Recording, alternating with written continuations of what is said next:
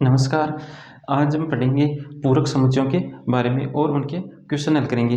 तो पहले बात करते हैं कि पूरक समुच्चय क्या होता है।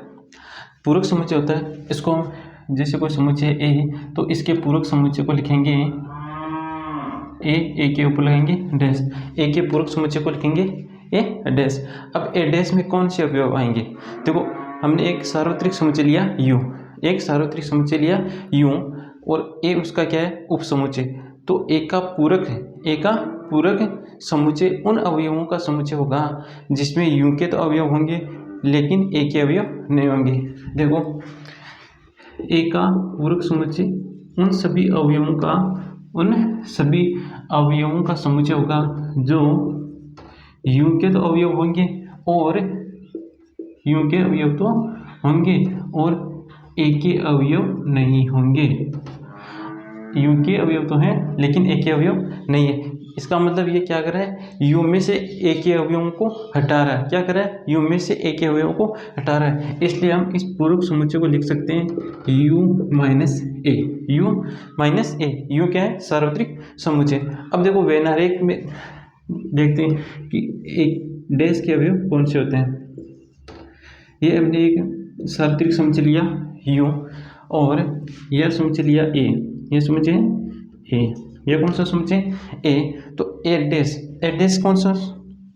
तो अब क्या करना है? ए डैश करने के लिए हम क्या करेंगे? यू में से क्या करेंगे? ए के अवयवों को हटाएंगे। तो ये पूरा क्या है? यू, इसमें से इस ए को उठाना है। तो ए को उठाएंगे तो कौन सा पार्ट बचेगा? ये वाला, ये छायांकित भाग। तो ये जो छायांकित भाग है वो क्या है? ए डैश। ये छायांकित भाग क्या है? ए डैश। अब इसे एक एग्जाम्पल के द्वारा समझेंगे।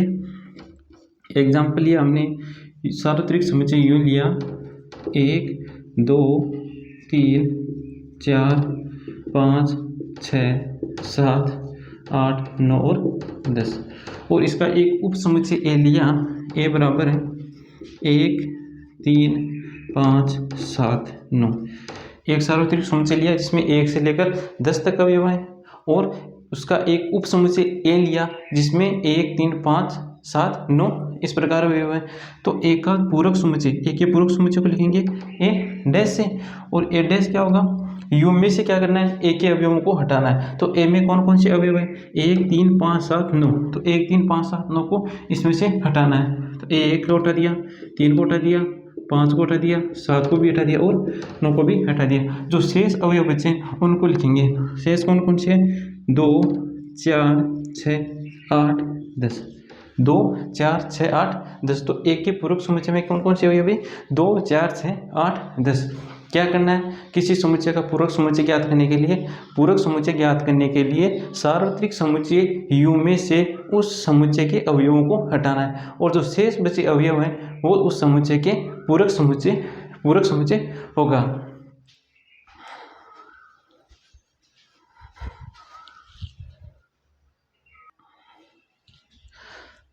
अब हम पूरक समुच्चय के गुणधर्म पढ़ेंगे जिनमें से पहला गुणधर्म है पूरक नियम। पहला गुणधर्म है पूरक नियम। पूरक नियम, पूरक नियम। इसमें पहला है, यदि किसी समुच्चय ए का यूनियन लिया किसके साथ? उसके पूरक समुच्चय के साथ। समुच्चय ए का यूनियन लिया किसके साथ? उसके पूरक समुच्चय के साथ। दूसरा, यदि समुच्चय ए का इंटरसेक्शन ले उसके पूरक समुच्चय के साथ तो हमें क्या प्राप्त होगा? देखो, वैनारिक से समझेंगे। यह एक सार्वत्रिक समुच्चय, या इंग्लिश में कहेंगे यूनिवर्सल सेट यू। और इसमें एक अवयव है, एक समुच्चय है ए, क्या ए। सार्वत्रिक समुच्चय यू और इसका एक उप समुच्चय क्या है? ए। तो ए डैश कौन से अवयव होंगे? ए डैश अवयव होंगे ये यू के बार वाले, ए के बार वाले। ये जो अवयव होंगे वो कौन से अवयव होंगे? ए डैश या ए के पूरक अवयव। तो अब ए का यूनियन ले रहा है किसके साथ? ए डैश के साथ। इसका मतलब ए यूनियन है, इसका मतलब है कि इसमें ए के भी अवयव होंगे और ए के पूरक के भी अवयव होंगे। तो समुच्चय ए के भी अवयव और समुच्चय ए डैश के भी अवयव, तो इन दोनों के अवयवों को मिलाएंगे तो हमें क्या मिल जाएगा? यू ही मिल जाएगा। क्या मिल जाएगा? सार्वत्रिक समुच्चय यू मिल जाएगा।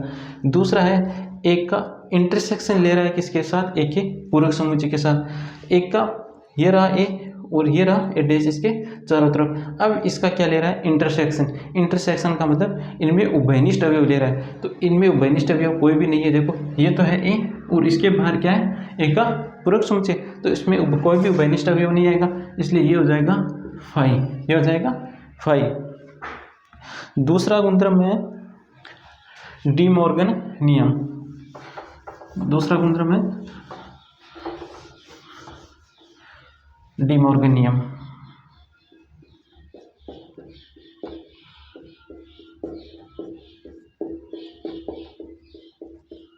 डी मॉर्गन नियम, पहला नियम देखो इसमें A union B. A union B का पूरक समुच्चय किसके बराबर होगा? ए का पूरक समुच्चय इंटरसेक्शन बी का पूरक समुच्चय। एक ए यूनियन बी, दो समुच्चय लिए, दो समुच्चय को लेकर उनका क्या किया? यूनियन लिया और इसका पूरक समुच्चय वह किसके बराबर है? ए का पूरक समुच्चय इंटरसेक्शन बी का पूरक समुच्चय। दूसरा है A intersection B. A intersection B का पूरक समुच्चय बराबर होगा ए का पूरक समुच्चय यूनियन बी का पूरक समुच्चय। इसमें क्या किया? देखो इसमें इस डैश को अंदर लिख रहा है तो क्या हुआ? ए के ऊपर डैश लग गया, ये जो चिन्ह था ये उल्टा हो गया और बी पर डैश आ गया। अब इसे वेन आरेख के द्वारा समझेंगे। देखो ये हमने लिया एक सार्वत्रिक समुच्चय यू। इसमें दो समुच्चय ए और बी। ये तो है ए और ये है बी। ये तो ए, दूसरा जो है वो है बी समुच्चय। तो पहले क्या करना है? A union B. हम पहले इसको सिद्ध करेंगे। तो A union B, A union B कौन सा होगा? ए के भी अवयव होंगे, बी के भी और उभयनिष्ठ। इसका मतलब ये वाला कौन सा? ये वाला, ये जो वृत्त के अंदर आ रहा है ना, ये सभी किस में आ जाएंगे? ए यूनियन बी में। उसके बाद क्या करना है? इसका पूरक लेना है, इसका पूरक समुच्चय। पूरक समुच्चय क्या हो जाएगा? यू में से इन अवयवों को क्या कर देंगे? हटा देंगे। इन अवयवों को हटाने के पश्चात कौन सा भाग बचेगा? ये वाला। कौन सा भाग? ये वाला भाग बचेगा। ये कौन सा भाग बचेगा? ए यूनियन बी का पूरक समुच्चय। हमने क्या किया? सबसे पहले ए और बी का क्या लिया? यूनियन लिया। तो यूनियन लेने पे कौन कौन से अवयव हो जाएंगे? ए के भी आएंगे, बी के भी होंगे और इनके उभयनिष्ठ अवयव भी होंगे। अब इनका क्या करना है? पूरक समुच्चय लेना है। पूरक समुच्चय लेने के लिए हम क्या करेंगे? इन अवयवों को यू में से हटा देंगे। तो यू में से हटाने के बाद इन अवयवों को यू में से हटाएंगे तो कौन सा भाग बचेगा? ये वाला भाग। इस भाग को यू में से हटाने के पश्चात कौन सा? इसके चारों तरफ वाला भाग बचा। ये तो है इसका LHS। अब देखो RHS भाग देखो। ये हमने लिया एक यूनिवर्सल सेट U और एक समुच्चय A और दूसरा समुच्चय B। ये समुच्चय तो है A और यह समुच्चय है B। दूसरा समुच्चय क्या है? B। अब देखो A इंटरसेक्शन B क्या बोल रहा है? हाँ ये भाग A dash intersection B dash, A dash intersection B dash. तो पहले देखेंगे इसमें A डैश कौन सा होगा। A डैश ज्ञात करने के लिए क्या करेंगे? A को U में से हटाना है। तो A को U में से हटाएंगे तो कौन से भाग बचेगा? ये वाला।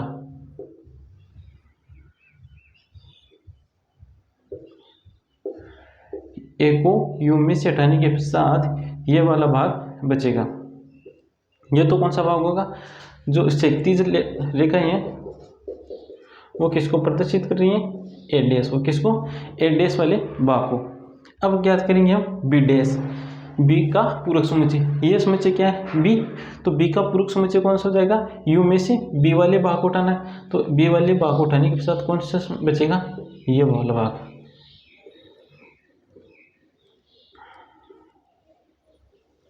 ये कौन सा भाग बच गया? बी का पूरक समुच्चय।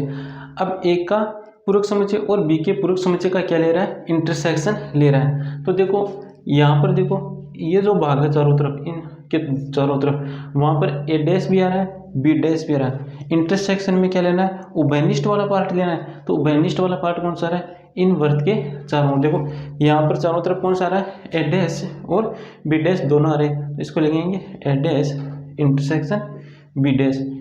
कौन सा भाग वाला भाग आ जाएगा, ए डैश इंटरसेक्शन बी में ये जो रेखाएं खींची गई हैं ये वाला छायांकित भाग। तो देखो दोनों में जो छायांकित भाग आ रहा है वो दोनों में क्या आ रहा है, समान आ रहा है, इसलिए दोनों पार्ट क्या है, समान है। तो हम कह सकते हैं कि ए यूनियन बी का पूरक समुच्चय बराबर होगा ए का पूरक समुच्चय इंटरसेक्शन बी का पूरक समुच्चय। अब देखो इसका दूसरा पार्ट क्या है, इसमें है ए इंटरसेक्शन बी।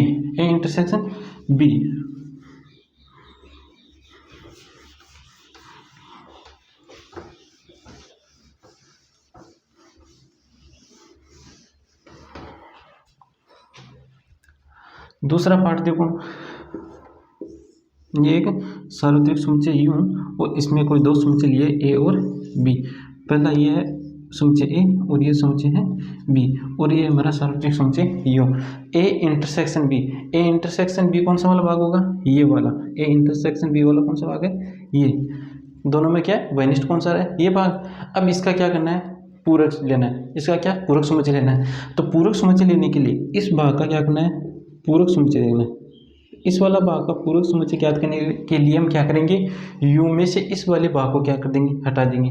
तो कौन सा भाग बचेगा, ये वाला भाग जो छायांकित कर रहा हूँ, ये वाला भाग बचेगा। ये कौन सा भाग है जो छायांकित भाग है, वो है ए इंटरसेक्शन बी का पूरक समुच्चय। अब देखो इसका RHS पार्ट देखो, ये लिया एक सार्वत्रिक समुच्चय यू और इसमें समुच्चय दो ए और बी। ये समुच्चय ए, ये समुच्चय है बी। पहले क्या है, ए का पूरक समुच्चय। ए का पूरक समुच्चय कौन सा होगा, देखो ये रेखाएं होंगी, 37 रेखाएं बना रहा हूँ ए के पूरक समुच्चय के लिए।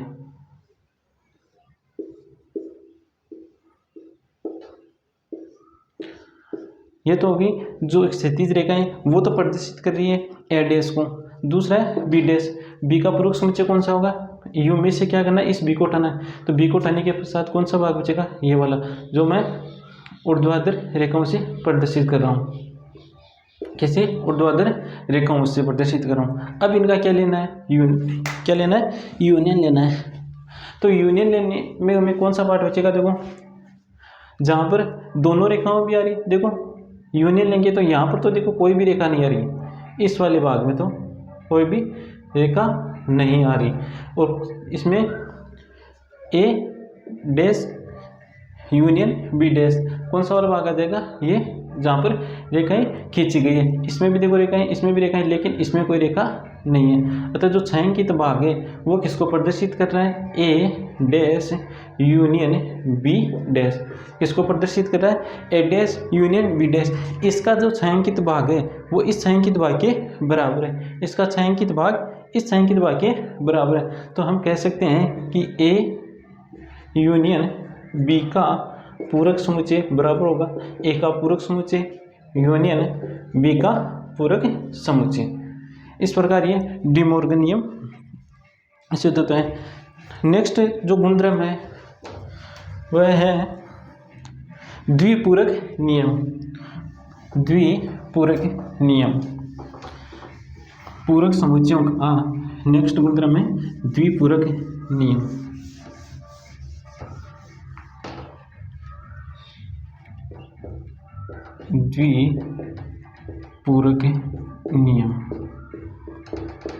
द्विपूरक नियम क्या कहता है कि कोई समुच्चय उसका क्या है, पूरक समुच्चय किसके बराबर होगा, समुच्चय ए के ही बराबर होगा।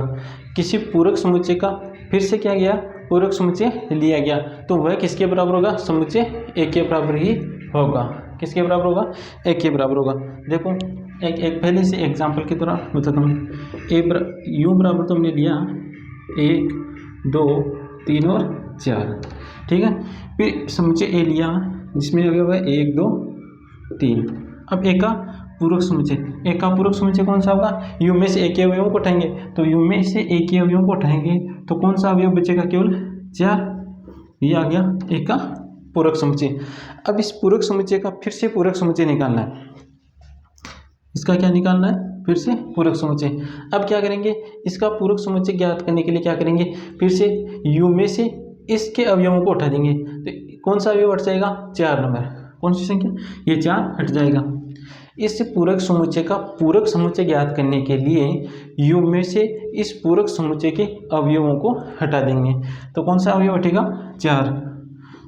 इसमें समुच्चय में कौन कौन से अवयव आएंगे, 1 2 और 3, 1 2 3। यह समुच्चय देखो, इस समुच्चय ए के क्या है, बराबर है, अतः हम कह सकते हैं कि ए का पूरक किसके बराबर हो गया, ए के बराबर। ए के पूरक का पूरक किसके बराबर हो गया, समुच्चय ए के बराबर हो गया। अब इसे वेन आरे के द्वारा समझेंगे।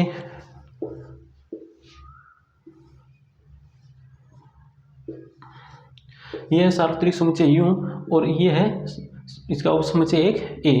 तो ए का पूरक समुच्चय कौन सा हो जाएगा, एक का पूरक समुच्चय, ये छायांकित वाला भाग क्या हो जाएगा, क्या, ए का पूरक, क्या हो जाएगा, ए का पूरक। अब क्या करना है, इस ए का पूरक, इस ए के पूरक का फिर से क्या ज्ञात करना है, पूरक समुच्चय, तो कौन सा वाला भाग हो जाएगा,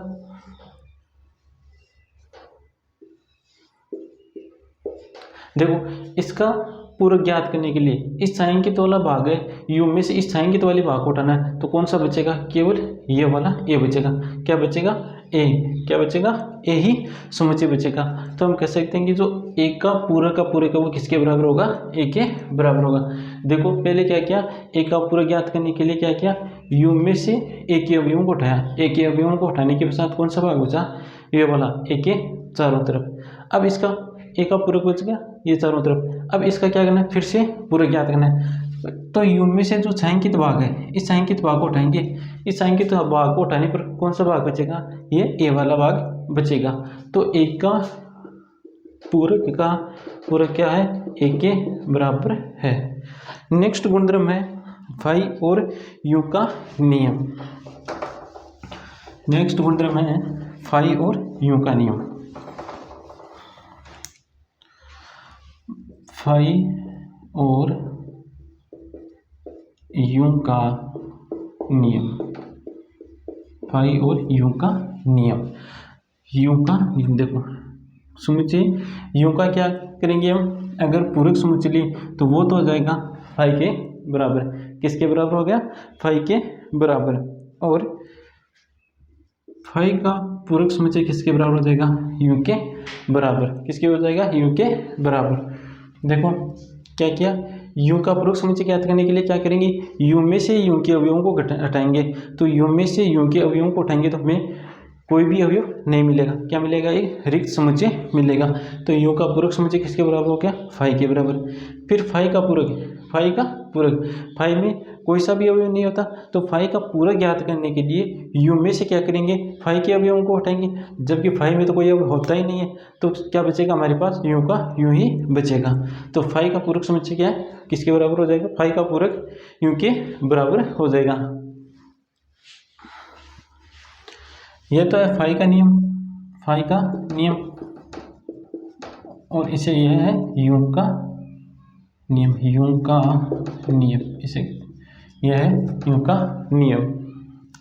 अब हम करेंगे उदाहरण और उसके बाद हम प्रश्नावली के क्वेश्चन करेंगे।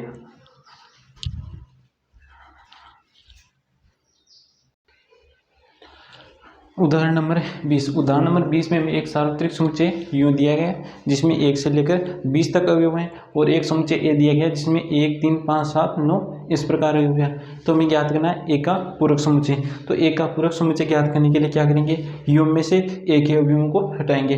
तो ए के अवयवों को हटाऊँ तो ए में है 1 3 5 7 9, तो यू में से 1 3 5 7 9 को हटाना है, 1 3 5 7 9, इनको उठा दो और जो शेष बच गए उनको हमें लिखना है।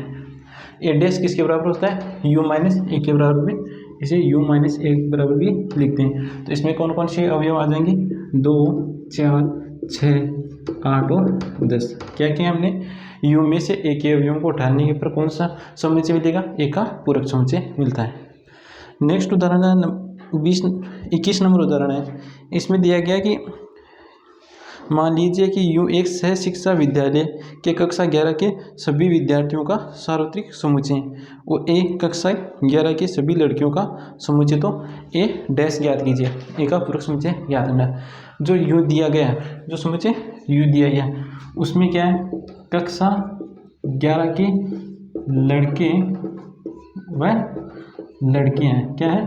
लड़के और लड़कियां। और ए समुच्चय उसमें दिया कक्षा 11 के लड़कियां। क्या है? कक्षा 11 की लड़कियां। तो ए का पूरक समुच्चय क्या हो जाएगा? ए का पूरक समुच्चय ए को क्या करना है? यू में से हटाना है। यू में से हटाएंगे तो क्या बचेंगे? लड़के, कक्षा 11 के लड़के। तो ए के पूरक समुच्चय में बचेंगे कक्षा 11 के लड़के। उदाहरण नंबर 22। उदाहरण नंबर 22 में सार्वत्रिक समुच्चय दिया गया और इसके पार्ट दिए गए, उनको हल करना है तथा सिद्ध करना है कि ए यूनियन बी का पूरक समुच्चय बराबर होता है ए का पूरक समुच्चय इंटरसेक्शन बी का पूरक समुच्चय। तो सबसे पहले हम ए का पूरक समुच्चय ज्ञात करते हैं। तो ए का पूरक समुच्चय क्या हो जाएगा? यू में से ए के अवयवों को उठाएंगे। तो ए के अवयवों को उठाओ, 2 और 3। ए के अवयव क्या है? 2 और 3। यू में से 2 और 3 को उठा दिया तो ए का पूरक समुच्चय मिल गया। तो इसको लिखेंगे, ए के पूरक समुच्चय को क्या लिख सकते हैं? यू माइनस ए भी लिख सकते हैं। तो इसमें अवयव मिलेंगे 1 4 5 6, 1 4 5 और 6।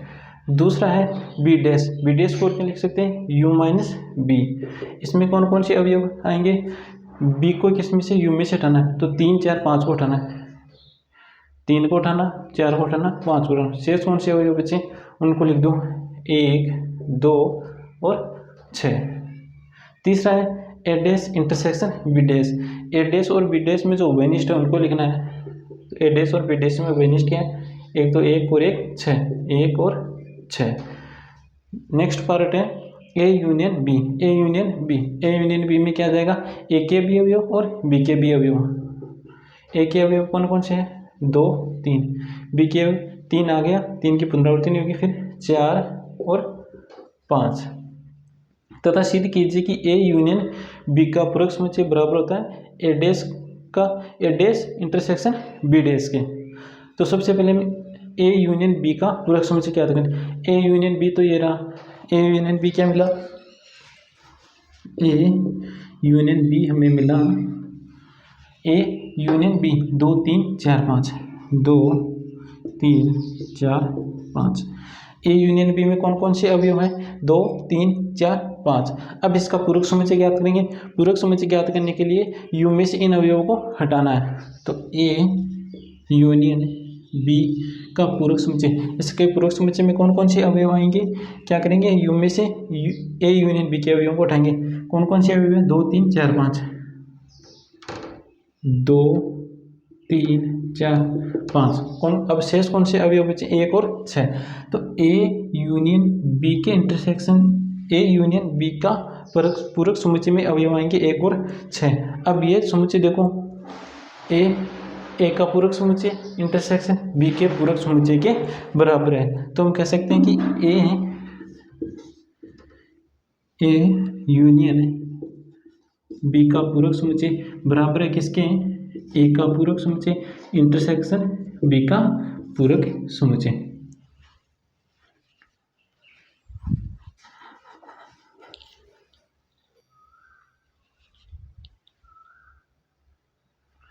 प्रश्नावली 1.5 का पहला क्वेश्चन है। इसमें एक सार्वत्रिक समुच्चय दिया गया और इसके उप समुच्चय दिए गए हैं।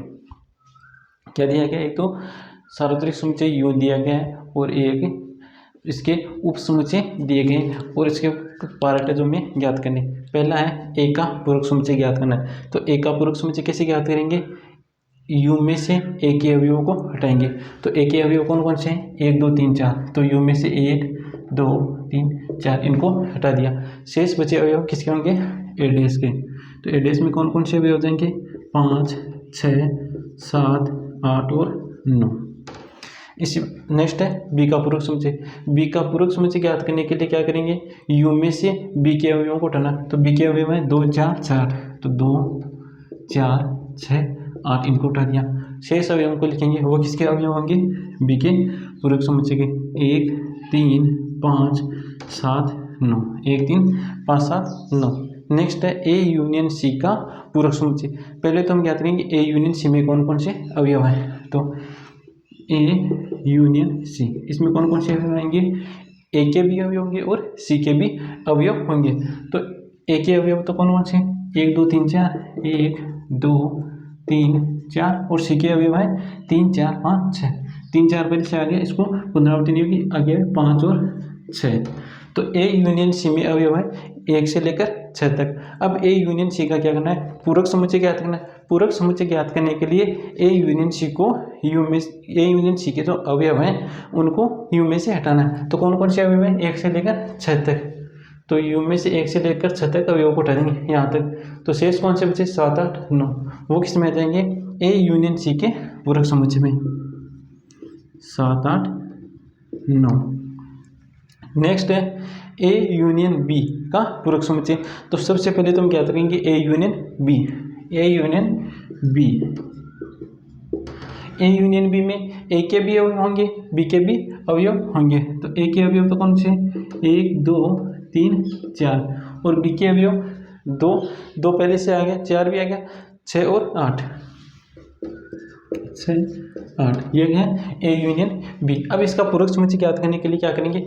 इन अवयवों को, ए यूनियन बी के अवयवों को यू में से हटाएंगे। तो 1 2 3 4 6, 1 2 3 4 6 8। तो शेष अवयव कौन से बचे? वो है 5 7 9। कौन कौन से अवयव बचे? 5 7 9। ये अवयव किसमें आएंगे? ए यूनियन बी के पूरक समुच्चय में। नेक्स्ट है एक के पूरक समुच्चय का पूरक समुच्चय। ये हमने गुणधर्म में देखा था, किसके बराबर देखा? ए के बराबर। और एक ए में कौन से अवयव है? 1 2 3 4। नेक्स्ट है बी माइनस सी।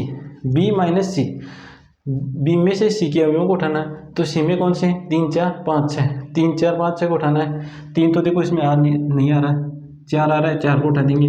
5 5 भी नहीं आ रहा, 6 आ रहा, 6 को भी हटा देंगे। तो बी माइनस सी में हमें क्या कौन कौन से अवयव मिले? बी माइनस सी में हमें अवयव मिले 2 और 8। कौन कौन से अवयव? 2 और 8। अब इसका पूरक समुच्चय ज्ञात करना है। पूरक समुच्चय ज्ञात करने के लिए इन अवयवों को यू में से हटा देंगे। तो यू में से हटाओ, तो 2 और 8 को उठाओ, 2 को उठा दिया, 8 को उठा दिया। शेष बचे अवयव किस में आ जाएंगे? बी माइनस सी के पूरक समुच्चय में। तो कौन कौन से अवयव है?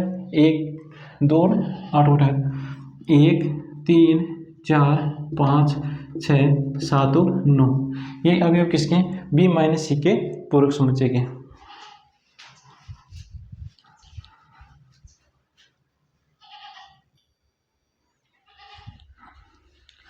क्वेश्चन नंबर 2, इसमें हमें एक सार्वत्रिक समुच्चय दिया गया है। आगे में इसके 4 पार्ट दिए गए, इनका क्या ज्ञात करना है? पूरक समुच्चय ज्ञात करना है। तो ए का पूरक समुच्चय ज्ञात करेंगे। ए का पूरक समुच्चय ज्ञात करने के लिए यू में से ए के अवयवों को हटा देंगे। तो ए का पूरक समुच्चय में कौन से अवयव आ जाएंगे? ए बी सी को हटाना है, इन तीनों को हटा देंगे। कौन से शेष बचे? डी ई एफ जी और एच। नेक्स्ट है बी डैश, बी का पूरक समुच्चय। बी का पूरक समुच्चय ज्ञात करने के लिए बी के अवयवों को हटा दो। बी के अवयव कौन से? D E F G, D E F G, इनको हटा दो। तो शेष कौन से बचे? A B C H, A B C H. ये क्या जाएगा? बी का पूरक समुच्चय। सी का पूरक समुच्चय, इसमें कौन से अवयव आएंगे? सी के अवयवों को उठा दो यू में से। तो सी के अवयव है ए सी ई जी, ए सी ई जी, इनको उठाना है और शेष बचे अवयवों को लिखना है। तो शेष कौन से अवयव है? B D F, B D F H. यह क्या? सी का पूरक समुच्चय। अब याद रखना है डी का पूरक समुच्चय। तो डी का पूरक समुच्चय, डी में से किसके अवयव को? यू में से डी के अवयव को उठा दो, डी का पूरक समुच्चय मिल जाएगा। तो डी में से यू में से डी के अवयव को उठाना है। यू के अवयव है F G H A, F G H A. ये अवयव किसके हैं? डी के। यू में से इन अवयवों को हटा दो और शेष बचे अवयव कौन से? B C, B comma C, D E. ये अवयव किसके हैं? डी के पूरक समुच्चय के।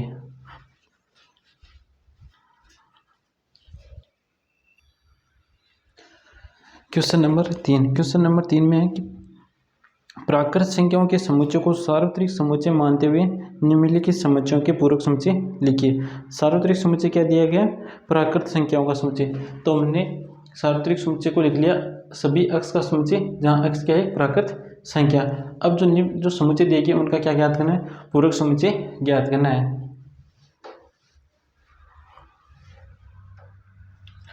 पहला है सभी अक्ष का समुच्चय जहां अक्ष एक प्राकृत संख्या है।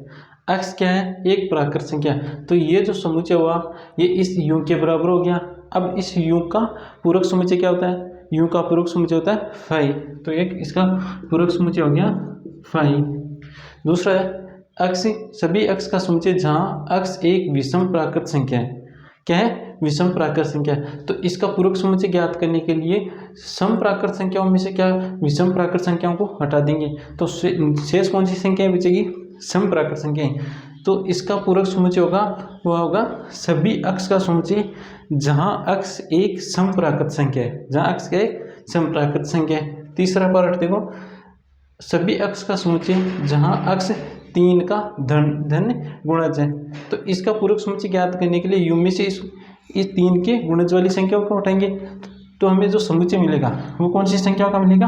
जो 3 के गुणज की संख्या नहीं है। इसका पूरक समुच्चय कौन सा मिलेगा? उन संख्याओं का समुच्चय मिलेगा जो संख्याएं 3 की धन गुणज नहीं है। तो इसका जो पूरक समुच्चय है इसको लिखेंगे सभी अक्ष का समुच्चय जहां अक्ष संख्या 3 का धन गुणज नहीं है।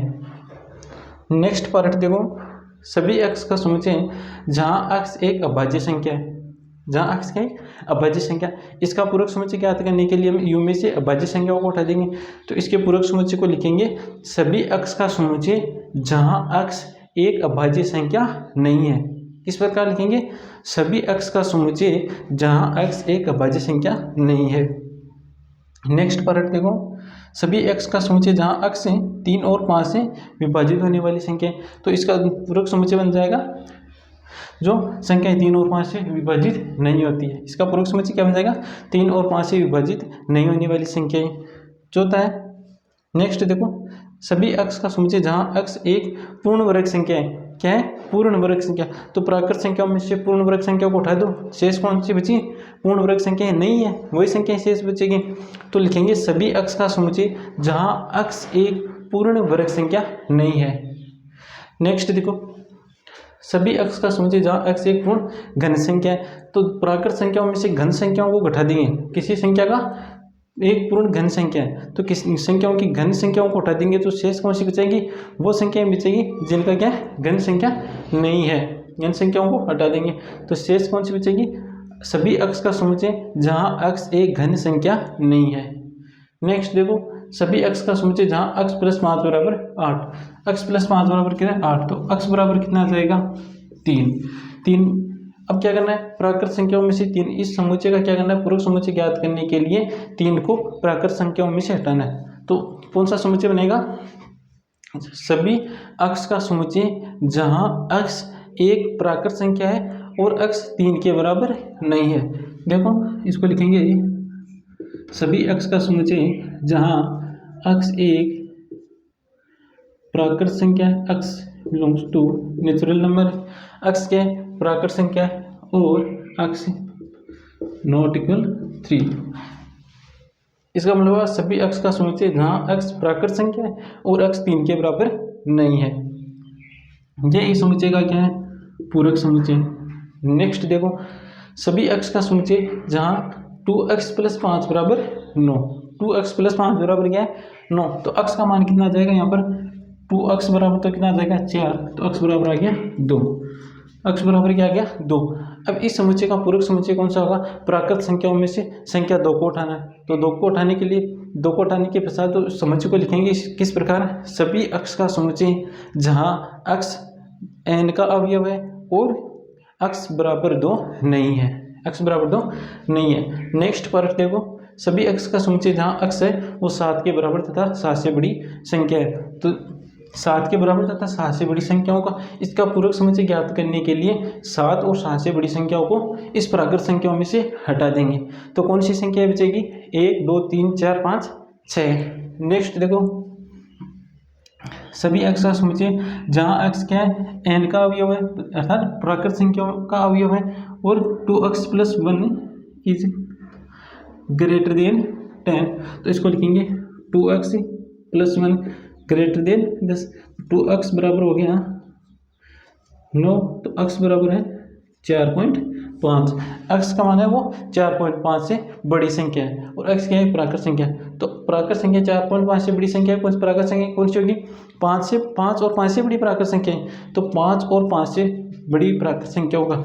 इनका क्या ज्ञात करना है, पूरक समुच्चय। क्या करना है, पूरक समुच्चय। तो इसका पूरक समुच्चय ज्ञात करने के लिए 5 और 5 से बड़ी प्राकृत संख्याओं को इस प्राकृत संख्याओं के समुच्चय में से हटा देंगे, तो कौन सी संख्या बचेगी, 1, 2, 3 और 4, ये संख्याएं बचेगी। ये इसका क्या है, पूरक समुच्चय है।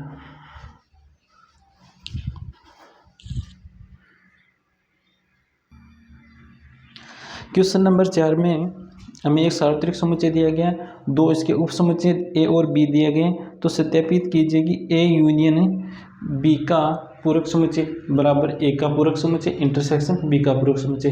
दूसरा, ए इंटरसेक्शन बी का पूरक समुच्चय बराबर होता है ए के पूरक समुच्चय यूनियन बी के पूरक समुच्चय के बराबर। तो पहला पार्ट देखो, इसका प्रूफ देखो। सबसे पहले हम ज्ञात करेंगे ए यूनियन बी।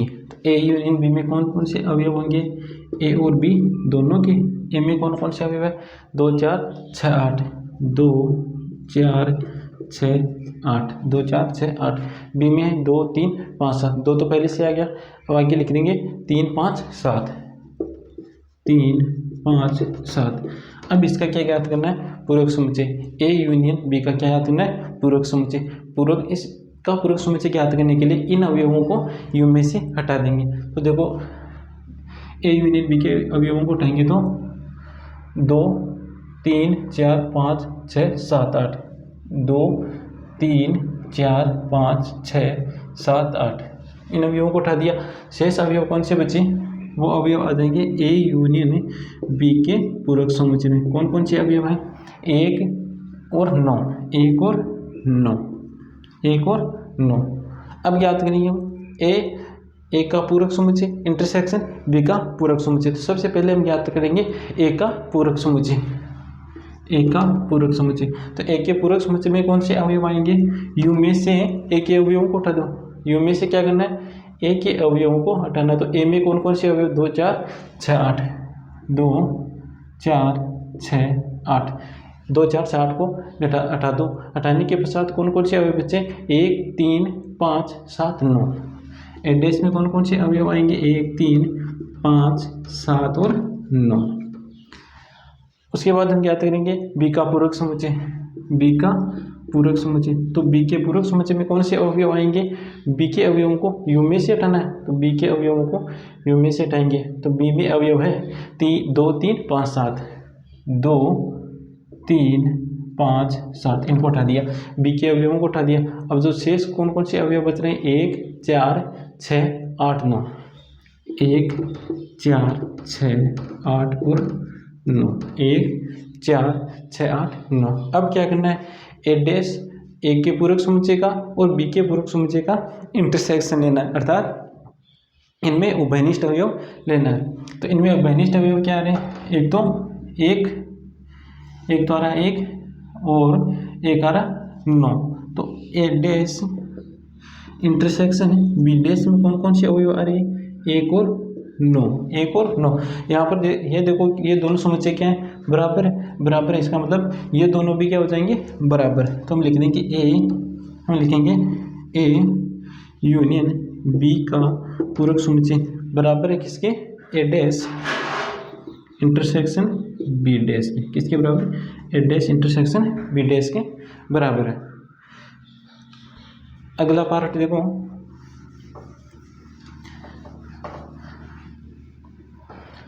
देखो, क्या है, ए इंटरसेक्शन बी का पूरक समुच्चय। तो सबसे पहले हम ए इंटरसेक्शन बी ज्ञात करते हैं। A intersection B, A intersection B में कौन कौन से अवयव होंगे, जो ए और बी दोनों में, ए और बी दोनों में कौन कौन से, एक तो 2 आ रहा है और कोई नहीं, एक ही अवयव आ रहा है, वो है 2।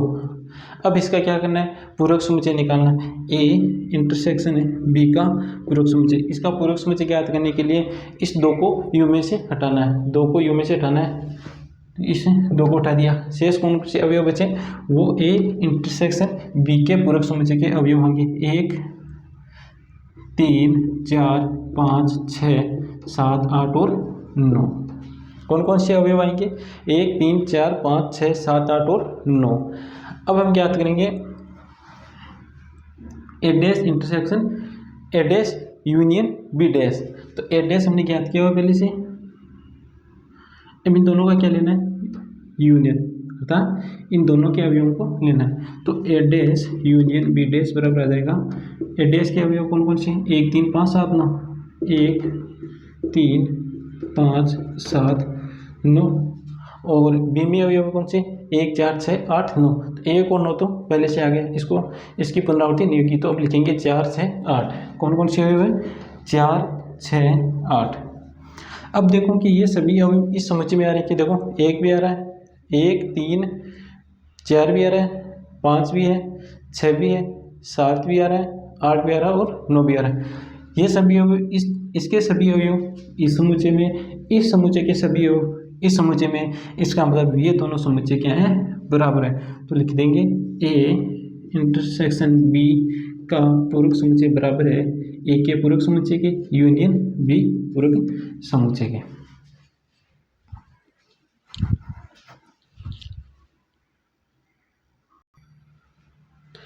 क्वेश्चन नंबर 5 में हमें इनका वेन आरेख बनाना है। तो पहला देखो ए यूनियन बी का पूरक समुच्चय का इसका वेन आरेख बनाना है। तो सबसे पहले तो ये हमारा सार्वत्रिक समुच्चय। अब इसमें दो समुच्चय लेंगे ए और बी, क्या लेंगे, ए और बी। अब A union B, A union B कौन सा होगा, ये समुच्चय तो क्या है, कौन सा है, ए, यह समुच्चय है बी। इन दोनों का यूनियन कौन सा समुच्चय होगा, ये वाला, ए का भी भाग आएगा, बी का भी भाग आएगा, और इनका जो उभयनिष्ठ भाग है वो भी आएगा। अब इस ए यूनियन बी का हमें पूरक समुच्चय ज्ञात करना है। इसका पूरक समुच्चय ज्ञात करने के लिए ये जो छायांकित भाग है इसको यू में से क्या करना है, हटाना है। तो हटाने के पश्चात हमें कौन सा पार्ट मिलेगा, इसको हटाने के पश्चात हमें पार्ट मिलेगा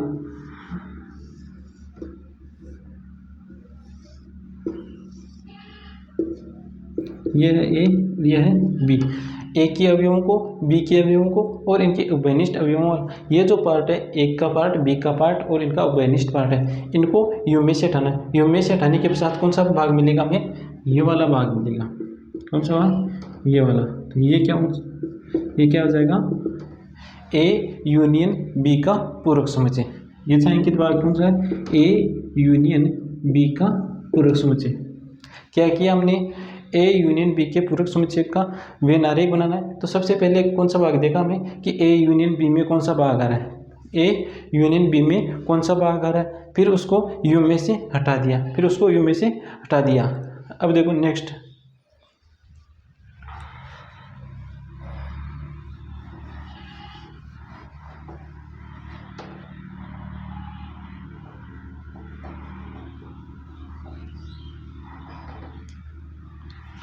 दूसरा पार्ट देखो,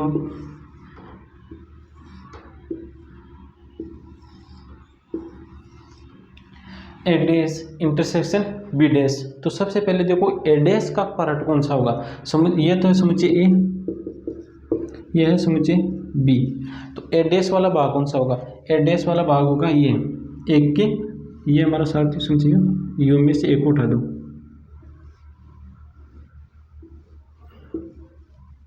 ये जो ऊर्ध्वाधर रेखाएं ये किस भाग को दर्शा रही है, ए डैश वाले भाग को। किस भाग को, ए डैश वाले भाग को। और बी डैश, बी डैश कौन सा होगा, ये है बी, बी को यू में से हटाना, तो बी डैश को हम लिखेंगे, दर्शाएंगे क्षैतिज रेखाओं से। तो बी डैश में ये पार्ट आ जाएगा।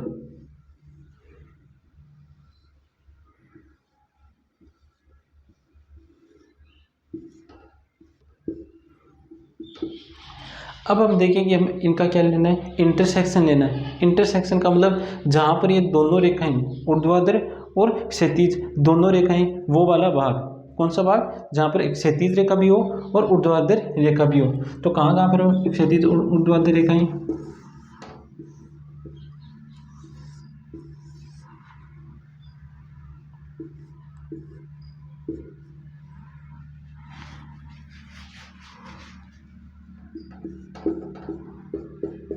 ये जो छायांकित भाग है वो किसको दर्शाएगा? A dash intersection B dash को। किसको दर्शाएगा? A dash intersection B dash को। नेक्स्ट ए इंटरसेक्शन बी का पूरक समुच्चय। A dash sorry A intersection B का पूरक समुच्चय। ये तो हमारा हो गया सार्वत्रिक समुच्चय यू, और ये हो गया ए और ये हो गया बी। तो ए इंटरसेक्शन बी का पूरक समुच्चय। तो पहले देखो कि ए इंटरसेक्शन बी में कौन सा भाग आएगा? ये समुच्चय ए, ये समुच्चय बी। ए इंटरसेक्शन बी में कौन सा भाग आएगा? ये वाला। कौन सा वाला? ये वाला। अब इस भाग का इंटरसेक्शन ज्ञात करने के लिए यू में से क्या करेंगे? इस भाग को हटा देंगे। तो शेष भाग कौन सा बचेगा? ये।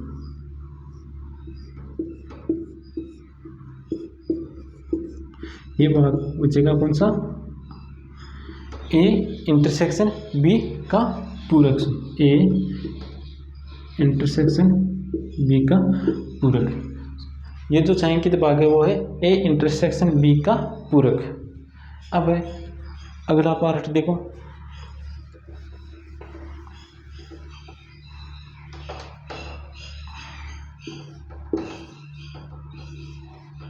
ये तो है सार्वत्रिक समुच्चय और इसमें दो ले लिए उप समुच्चय ए और बी। ये है ए, ये है बी। तो पहले तो ए डैश देखो। ए डैश कौन सा होगा? ए को यू में से हटाना है तो कौन सा भाग बन जाएगा? ये वाला।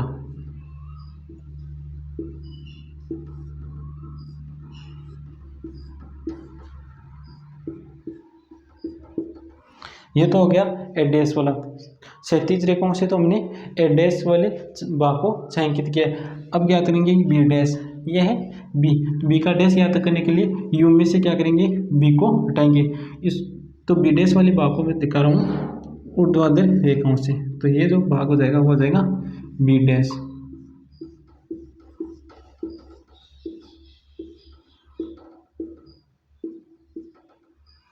ये भी आ जाएगा भाग। अब क्या करना है? इनका यूनियन लेना है। यूनियन लेने के लिए हम क्या करते हैं? इसमें ए डैश का भी भाग आएगा, बी डैश का भी भाग आएगा और जो दोनों में उभयनिष्ठ स्टार है वो भी आएगा। तो इसमें जो भाग आ जाएगा कौन सा? पूरा भाग आ जाएगा। केवल यह भाग नहीं आएगा। देखो इसमें कोई भी रेखा नहीं है। हमने ए डैश को तो कौन सी रेखाओं से? ए डैश को तो लिखा था हमने क्षैतिज रेखाओं से।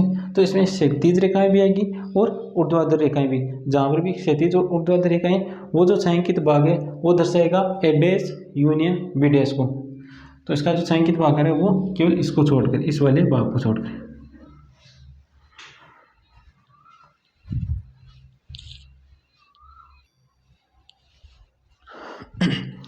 क्वेश्चन नंबर 6 देखो। क्वेश्चन नंबर 6 में दिया कि मान लीजिए किसी समतल में स्थित सभी त्रिभुजों का समुच्चय सार्वत्रिक समुच्चय यू है। यदि ए उन सभी त्रिभुजों का समुच्चय है जिनमें कम से कम एक 60 डिग्री से भिन्न है, जिसका एक कोण क्या है? 60 डिग्री से भिन्न है। तो ए डैश क्या हो जाएगा? देखो यूं तो क्या है?